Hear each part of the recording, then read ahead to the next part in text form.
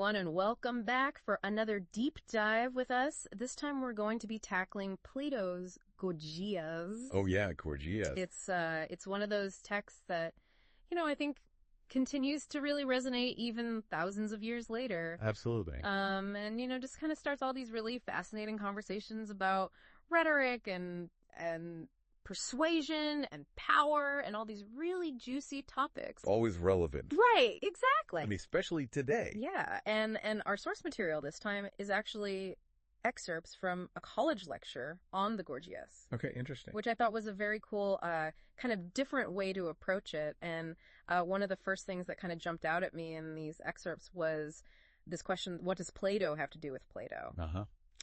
And that. I know, right? And it's like this very silly kind of question, but it made me realize how often we try to like simplify these really complex ideas. But we want to put them in a box. Exactly. Yeah. We want to be like, oh, it's this. It's this thing. Yeah. And so in this deep dive, I think what we're going to try to do is resist that urge to oversimplify and really like dig into the nuances of what Plato through Socrates is trying to tell us about rhetoric.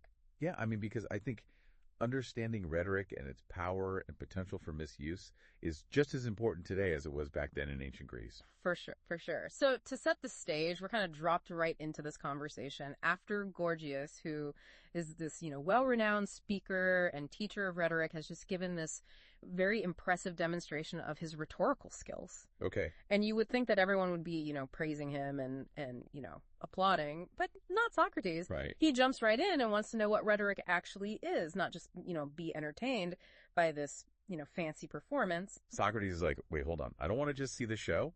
Yeah. I want to understand the mechanics, the theory, like the heart of this thing called rhetoric. Yeah, it's like when you see a magic trick and you're not satisfied with just seeing the illusion, you want to know how it's done. Exactly. And in order to understand how it's done, you need to define it. Yes. And so one of the guys in the dialogue, Chaerephon, tries to do just that. He connects someone's occupation with their skill set. Like a doctor is skilled in medicine. Okay. Makes sense, yeah. right? Yeah. But Socrates is like, not buying it. He wants more. He wants more. Yeah. He wants a deeper, more precise definition. And that's where I think Socrates' genius or maybe infamy comes in, because he starts grilling another character, Polus. Right. Demanding clarity and pushing him to really think through his responses. Yeah, he's relentless. You almost get the sense that he's enjoying it a little too much. Well, Socrates was known for his relentless questioning. Mm-hmm. Right? He wasn't afraid to challenge people's assumptions and expose the flaws in their thinking.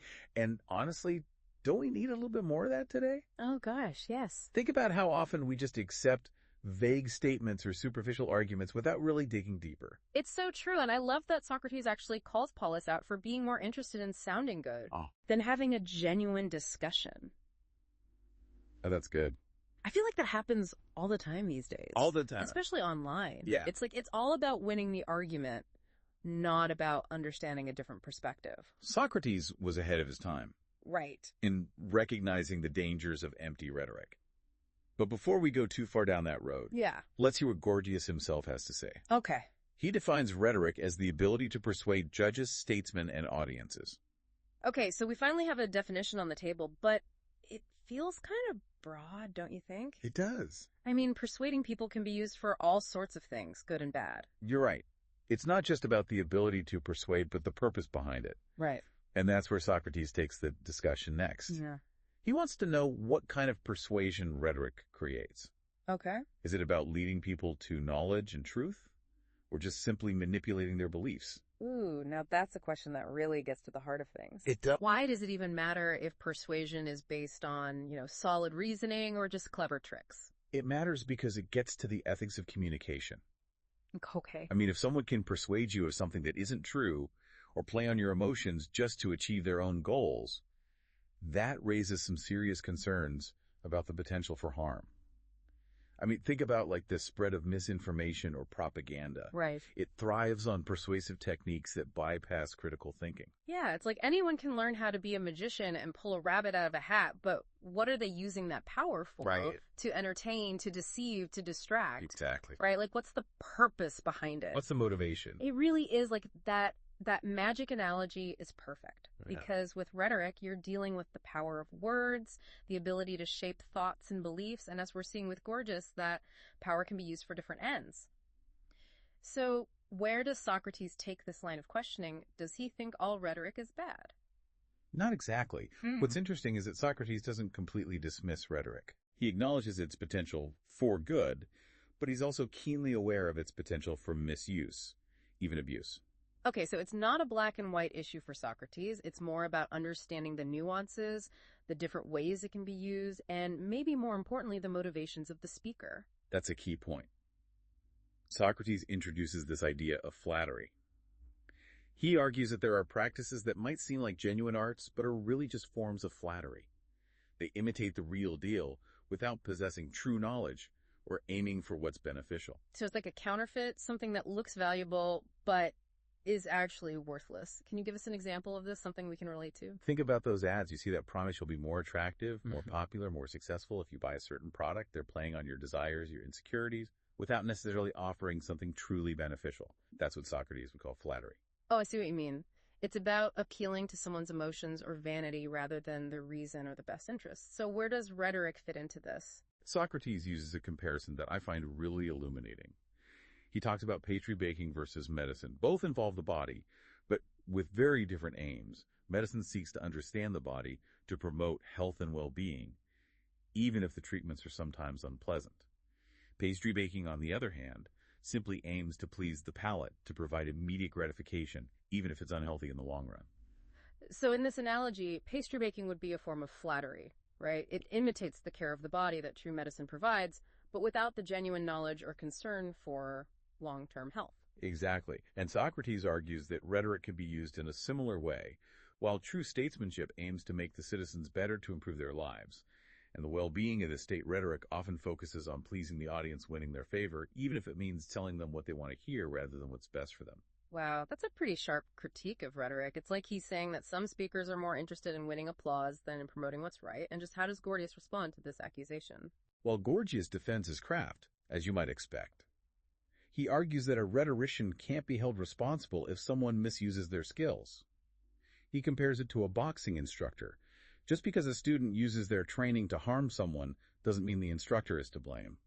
That's a fair point. I mean, a tool can be used for different purposes.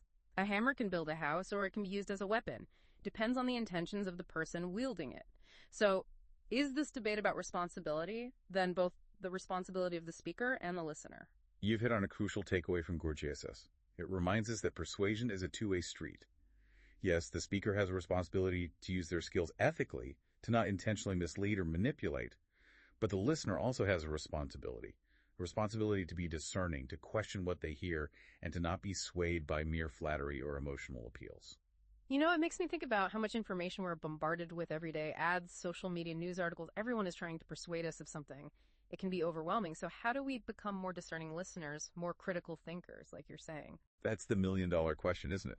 Yeah. I think Gorgias encourages us to develop what we might call rhetorical literacy. It's the ability to analyze and evaluate persuasive messages, to recognize the techniques being used to separate fact from opinion, and to make informed judgments about the credibility and intentions of the speaker. So it's not about rejecting all rhetoric outright, but about engaging with it thoughtfully and critically, being aware of its power and its potential pitfalls. It's like learning to spot a counterfeit, right? Yeah. You need to know what the real thing looks like to avoid being fooled. That's a great way to put it. And this brings us to another key point that Socrates raises in the dialogue, the relationship between power and rhetoric. Okay, now this sounds interesting. What does Socrates have to say about power and rhetoric? Does he see them as inherently linked? I'm really curious to hear more about this power dynamic. Yeah, where does Socrates go with this idea of power and rhetoric? Well, he makes this distinction between true power and, I guess, what we might call perceived power. Okay. He argues that real power lies in doing what is just and right, in living a virtuous life. It's not about forcing your will on others or manipulating them to get what you want. So it's less about controlling others and more about kind of mastering yourself, your own actions and choices. Exactly. And this is where things get really interesting, because Socrates links this idea of true power to a very unexpected concept, punishment. Punishment. Wait, how does that fit in? I thought we were talking about rhetoric and power. Yeah, Socrates makes this radical claim that punishment for wrongdoing can actually be a form of healing. Okay. He suggests it's better to suffer the consequences of unjust actions than to escape them. It's almost like he's saying that facing the music, even if it's unpleasant, is ultimately better for your soul. Now, that's a tough one to wrap my head around. Why would anyone willingly embrace punishment that seems so counterintuitive? Think about it this way. Let's say you make a mistake, you hurt someone. Maybe you tell a lie that snowballs into something bigger. Right. It's tempting to try to cover it up to avoid the consequences, but that often just makes things worse, right? It eats away at you, creates this burden of guilt and shame. It's like that saying, oh, what a tangled web we weave when first we practice to deceive, right? Yes. And the more you try to hide something, the more complicated it gets. Exactly. And Socrates believes that facing those consequences, even if it's painful, allows you to acknowledge your wrongdoing, make amends, and ultimately grow from the experience. Yeah. It's like a reset button, a chance to purify yourself and start fresh. Okay, I'm starting to see what he's getting at. It's like when you finally apologize for something you did wrong, it's hard to admit fault, but afterward there's this huge sense of relief, like a weight has been lifted. That's a great way to put it. It's not about the punishment itself, but the act of taking responsibility, of confronting your mistakes and striving to do better. Right. Socrates might say that's your soul being cleansed, becoming more aligned with what's true and just. That makes a lot of sense, but what about those who do use rhetoric to escape punishment? What if someone is guilty but uses their persuasive skills to get away with it? Does that undermine this whole idea of punishment as healing? That's a great question, and it gets to the heart of Socrates' concerns about the misuse of rhetoric. If you use rhetoric to avoid just punishment, to deceive others and evade accountability, you're not only harming others, but you're also harming yourself. You're preventing your soul from being cleansed and perpetuating a cycle of injustice. It's like putting a bandage on a wound without actually cleaning it. It might look better on the surface, but the infection is still festering underneath. A perfect analogy. Socrates suggests that true happiness comes from living a just and virtuous life, from aligning yourself with what's good and true. It's not about escaping consequences or manipulating the system to your advantage. So Gorgias is really about more than just rhetoric, isn't it? It's about living a good life, about examining your values and striving to be a better person. Absolutely. In many ways, Gorgias can be seen as a guide to ethical living. It challenges us to think deeply about the choices we make, the words we use, and the impact we have on others. Wow. I have to say, this deep dive has really opened my eyes. We started with this seemingly simple question, what is rhetoric? And we've ended up exploring these profound ideas about power, justice, and the pursuit of a good life. It is pretty remarkable. It's amazing how relevant these ancient ideas still are today. It's a testament to the enduring power of philosophy. And I think there's one final takeaway from Gorgias that's worth pondering. Okay. If rhetoric can be used for both good and bad, how can we as individuals and as a society ensure that it's used for the betterment of humanity, for the advancement of knowledge, and for the pursuit of a more just and compassionate world? That's a powerful question, and I think it's one that each of us needs to grapple with. It's a reminder that we all have a responsibility to use our voices wisely, to think critically about the messages we consume and the messages we put out into the world. Well said. It's about recognizing that words have power, and with that power comes responsibility. This has been an incredible deep dive. Thanks for joining us on this journey through Gorgias. And to all our listeners out there, keep asking those big questions, keep challenging assumptions, and keep striving to use your voices for good.